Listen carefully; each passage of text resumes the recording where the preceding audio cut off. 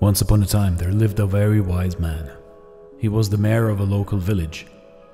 Everyone respected him and his views and opinions were well regarded. Many people came to him seeking for advice. His son, however, was very lazy and wasted his time sleeping and spending time with his friends. No amount of advice or threat made any difference to him. He would not change at all. The years passed, and with time faded the youth of the wise man. As he grew older, he began to worry about his son's future. He recognized that he had to give his son something so that he could take care of himself and his family to be in the future. So one day the wise man called his son to his room and said, "My son, you are no more a kid now. You must learn to take responsibilities and understand life. I want you to find the real purpose of your life. And once you find it, remember it always, and you will lead a life full of happiness and joy forever." He then handed his son a bag. When the son opened the bag, he was surprised to see 4 pairs of clothes, one for each season. There also were some raw foods, grains, lentils, little money, and a map. His father continued, "I want you to go find a treasure. I have drawn a map of the place where the treasure is hidden. You need to go and find it." The son loved this idea.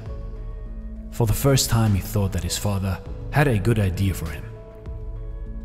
So the next day he eagerly set out on a journey to find the treasure. He had to travel really far across borders, forests, plateaus and mountains.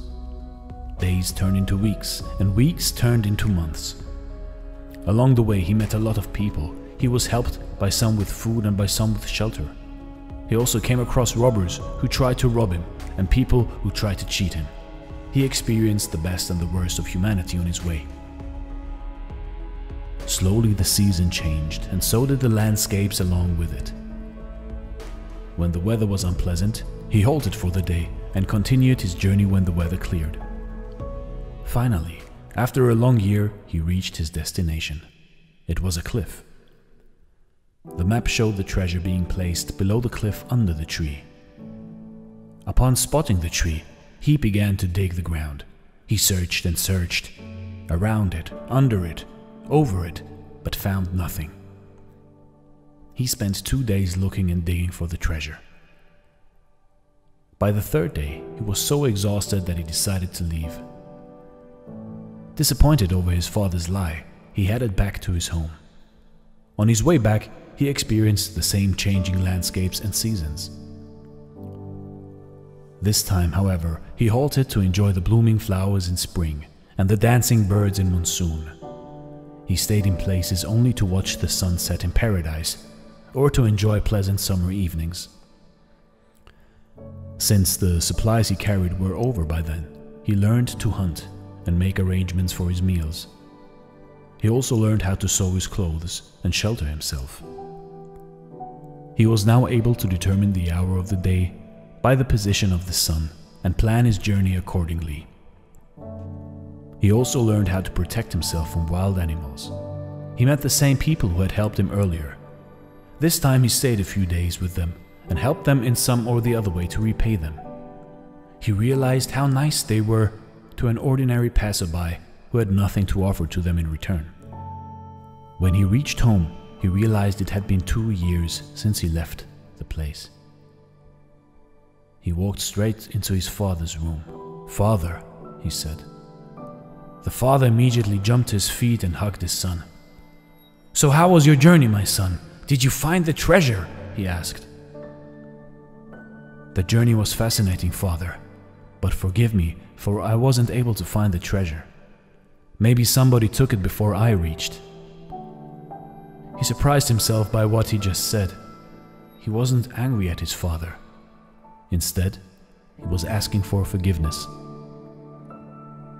"There wasn't any treasure in the first place, my son," the father answered, smiling.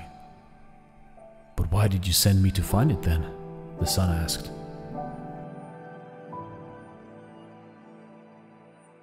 "I will surely tell you why, but first you tell me, how was your journey to the place? Did you enjoy it?"